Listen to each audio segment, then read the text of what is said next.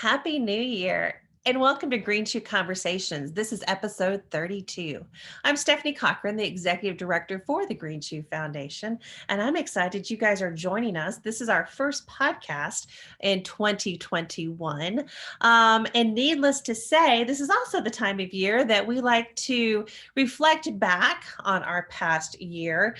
Some people set New Year's resolutions, some people look at setting goals, or just expectations for the upcoming year. And 2020 did give us quite a lot to reflect on. And so, as we were thinking and looking back, we actually want to revisit one of our conversations that we had back in July. And with our model, one of our big core issues is self esteem.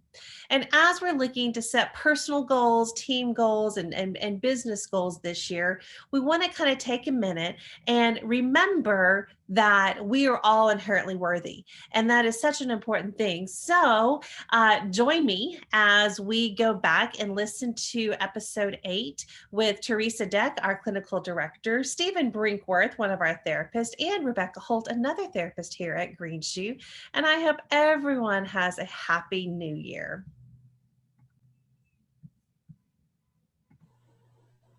Hi there, this is Stephanie Cochran. I am with Green Shoe Foundation, and you guys are listening to Green Shoe Conversations, episode 8. Thanks for joining us. I'm excited today to have with me my team. I've got Miss Teresa Deck is with us, as well as Rebecca Holt and Stephen Brinkworth. Hey guys, how are y'all doing? Good. Doing good. Good. Tell you what, I usually start this out, and I'm going to kind of put you on the spot here for a second, Teresa. Why don't you tell everybody a little bit about Green Shoe and what we do? Sure. Green Shoe is a 5-day retreat where individuals come and look at their childhood and what they experienced in childhood, birth to 18, and how those relationships were formed and how that impacts your relationships today. So it's strictly 8:30 to 5 every day, Monday through Friday, for 1 week. So that's basically what we do at Green Shoe. Yes. And over the last several weeks on our podcast, we've kind of been getting into really what the framework of our model is. And in that, this is the post-induction model by Pia Melody. And the framework is 5 core issues. And in episodes 6 and 7, I'm going to get my numbers right here, we kind of delved into one of the core issues, which is boundaries. And today we're going to start kind of diving into another core issue is self-esteem. But Steve, what are the other core issues with the model? So in the model, just like Teresa was saying, we look at birth to 18 and those relationship dynamics that we experienced in those formative years. And we look at how those impact our self-esteem, our boundaries, our reality, our needs and wants, and our moderation. Each of those can exist within extremes because we may have seen them in extremes when we were growing up. Sure. And even though I know we started with boundaries and now we're going to get into self-esteem, we don't number them 1, 2, 3, 4, 5. They're all interactive and all on their own as well with that. But self-esteem is, one of those important core issues that is talked about in the model. And I think it's something too that is really being talked a lot about today. Especially kind of in some of these chaotic and turbulent times. There's a lot of self-help books out there about self-esteem. I know in looking at this, I just Googled, self-esteem, and it's amazing what comes up. So because of that, though, I really wanted you guys to spend some time kind of talking about how the model does look at self-esteem. So Teresa, do you want to kind of start us out a little bit? Certainly. Self-esteem is an individual feeling valuable and feeling worthy, and loving themselves. All those 3 words are basically interchangeable: value, worth, and love. And self-esteem needs to be based on your inherent worth, not based on things you do.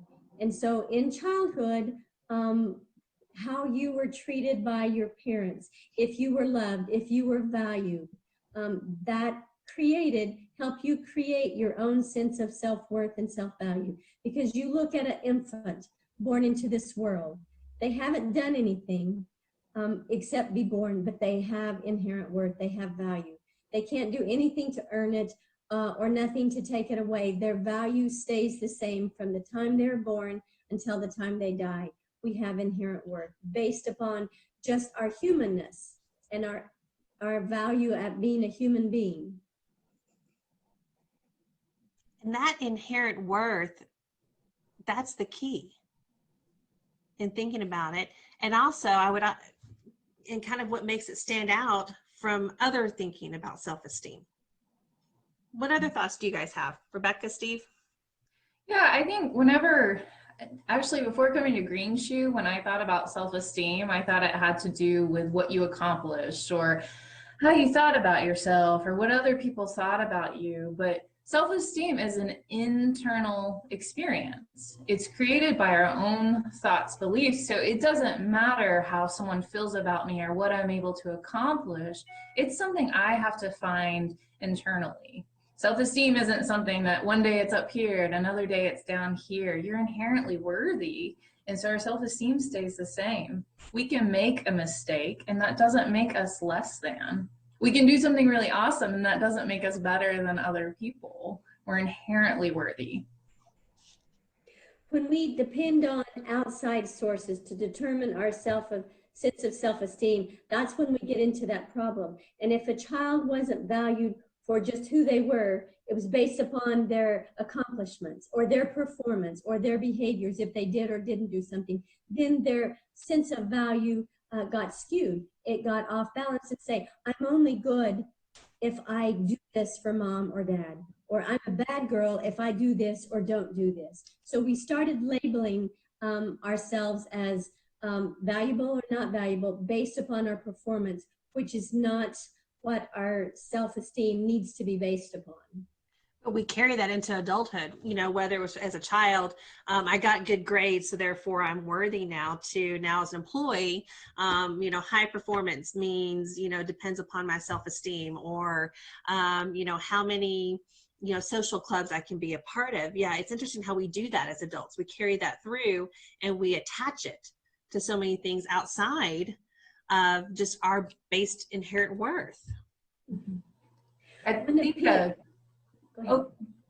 was going to say one thing I think about is, you know, as humans, a lot of us believe in this idea of perfection. Mm-hmm. We have to be perfect to be worthy.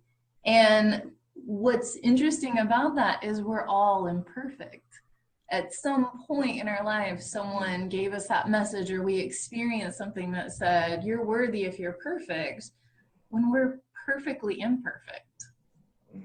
That's our reality is, yes, but we get that messed up and think that we have to be perfect, and if we're not perfect, then we're not valuable. And where I think we start to judge ourselves on our value and our worth based upon our strengths and weaknesses. And Pia's model very much looks at the extremes of I'm less valuable or I'm more valuable. And how do we get into that feeling of equality with one another based upon our self-esteem? Because we all have strengths and we all have weaknesses, but our strengths don't make us any better and our weaknesses don't make us any less than anybody else. Yeah, Steve, you mentioned that each core issue has kind of the polarities, you know, on that. And that's what you were saying, Teresa, that, you know, low self-esteem of I'm not worthy or I'm better than other people. So can y'all talk a little bit more about those two, and then how do you find that balance? I think one thing that's been important to recognize with that inherent worth is that, and this actually comes from another discussion I heard Pia have with someone discussing that inherent worth, that living in a finite plane, I get used to seeing things that have a start, middle, and end, that have a process to earning value or earning a reputation, and that my inherent worth does not come from those pieces of productivity. So my strengths aren't my esteem getters, and my weaknesses don't make my esteem go away. But just like Teresa was talking about, my strengths don't make me better than, my weaknesses don't make me less than. Both just define my humanity. And I have just like Rebecca was talking about with that perfectly imperfect, I have a right to be human. I have a right to make mistakes and know that those mistakes don't make me less than anybody else. And that's a huge piece to take into consideration when we've got messages from the TV, from work, from family, from a number of different places that may encourage us to put that perspective in an unhealthy frame. You know, there's an example in Pia's book that she gives about a gentleman who put all of his self-worth into his job title and getting promoted and getting up to that certain executive level. And then out of the blue, there's layoffs, and he's one that's let go. And all of a sudden he felt like he wasn't worthy because he didn't have that job. No fault of his own. Because he put his self-worth into that position and that title, it's all now gone into that, that external piece. And I think we can all do that because we live in a society that is so based on accomplishments and our successes and our failures. And so learning to attach our worth to our inherent value is a huge thing, because if we don't, we're always feeling like we have to earn it, or we're always feeling like we're never good enough, and so we don't take good care of ourselves. We don't love ourselves.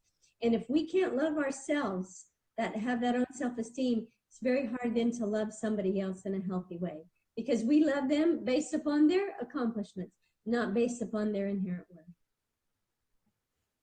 Stephanie, as I hear you talk about that, the other thing I think about, because Pia talks about that being other esteem, esteem that's outside of you, others' esteem for you. But with reality-based esteem, that's me comparing my worth to others. And one thing I always like to bring up with reality-based esteem, I mean, and you guys know the answer to this, but where do we do that nowadays? Where do we go and look and see what everyone else is doing and start comparing ourselves? Oh yeah, what's your Instagram account look like right now? Social media. Or let me put my, vacation pictures up on Facebook. Oh yeah, I always share with people when we talk about reality-based esteem. I mean, my Christmas card this year was like me and my husband and my dog, and it was like so cute. You all saw it, But it's like, that's the one picture out of 50 that looked, perfect. And so sometimes we get into that loop of comparing, am I as good as, or, how does my reality compare to their reality? And so we can do that a lot on social media, and we get wrapped up in our worth in that way. Mm-hmm. Or how many times, or what filter do you use on a picture, or how do you crop it to make sure it looks just right before you throw it up? Or I get upset because I didn't get so many likes, on a post, but all of that's based upon those external factors with that. I know for me, coming in and kind of learning this component of the model, it was absolutely life-changing. Just that concept of I'm worthy just because I have that inherent worth. And again, I'm that perfectionist that anytime I made a mistake, it could really affect me. And all I did was work to not make that mistake. And it's been amazing how that perfectly imperfect concept, we even put it on our t-shirt, and I love that. It's my favorite shirt, how much that has done for me and just loving myself and being happy. What about you guys coming into learning about this model? I mean, Teresa, you've been doing this now for 4 years, but how is it for you that concept of self-esteem? I think one of the greatest gifts that individuals give themselves when they come through the retreat is learning how to love themselves, learning how to have value and worth. Real self-esteem, not other esteem, or not reality-based esteem, but loving themselves because they are valuable. They have inherent worth. They're born with it. It can't change based upon what they do again or what they don't do. But that's one of the greatest gifts that individuals gives themselves, is learning how to love themselves in a way that you can't get from anybody else. And if you are all alone in the world, you can still feel love because you love yourself.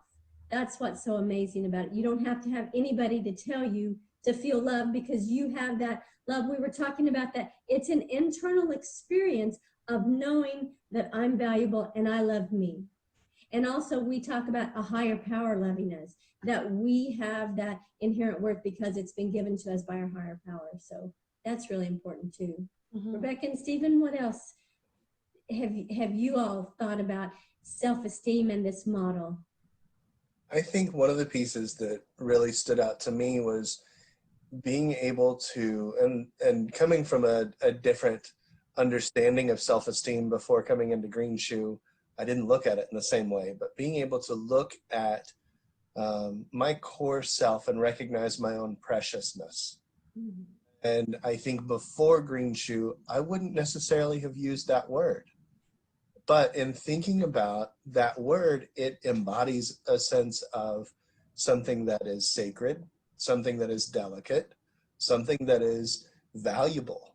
And so being able to get in touch with that preciousness of myself allows me to, just like you said, I'm able to love myself no matter what else is going on around me, and be able to recognize that if times are difficult, it's okay to take a break.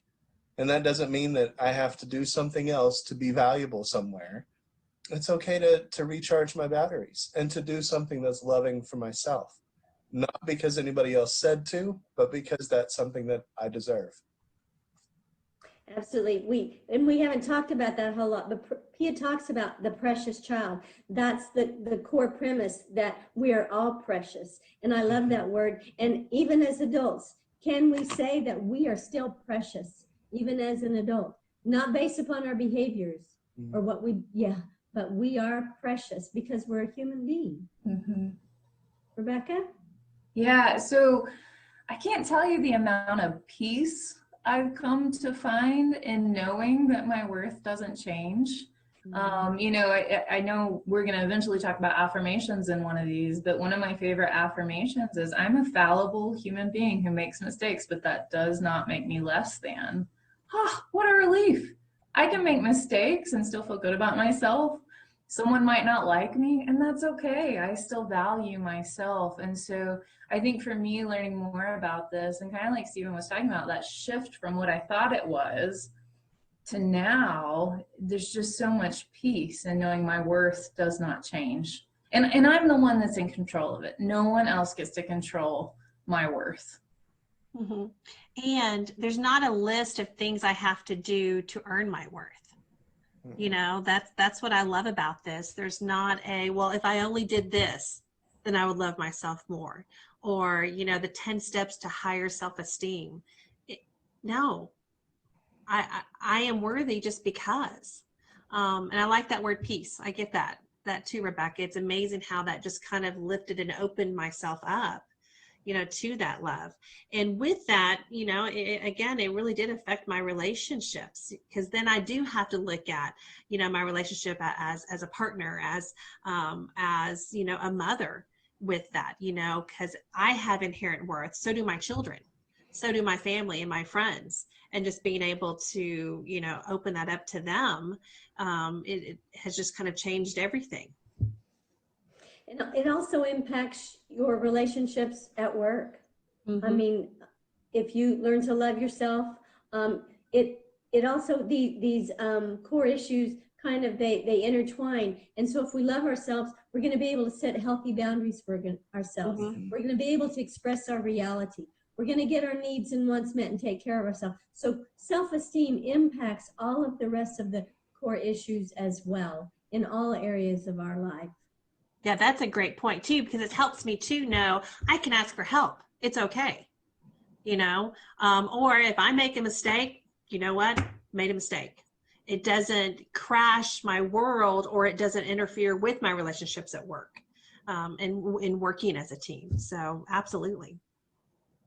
Well, next week we are going to continue this talk, and I think really kind of delve into what people think, and kind of getting into the myths, like debunking the myths of self-esteem, or that long list of to-dos that you have to do to have good self-esteem. And like Rebecca talked about, really wanting to spend some time on our affirmations and why those are, you know, so important to all of us.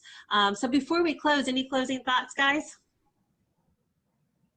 It's Start. great to be perfectly imperfect. That's Yes, always my closing thought for the day. exactly. And love yourself, right? Uh-huh. It is okay to love yourself in a healthy way. Yes. Knowing that you have worth that doesn't put you above someone else, but you're certainly not beneath somebody else either. Equal value, loving yourself. Absolutely. All right. If you would like to get a hold of us, you can reach us at email info@greenshoe.org. Definitely check out our website, greenshoe.org. We want to hear from you as well. What questions do you have, especially with self-esteem? What things have you used, or, things that you think you have to do in order to have that self-worth? And we'll definitely be tackling those. So we will see you guys next week. Again, thanks for joining us.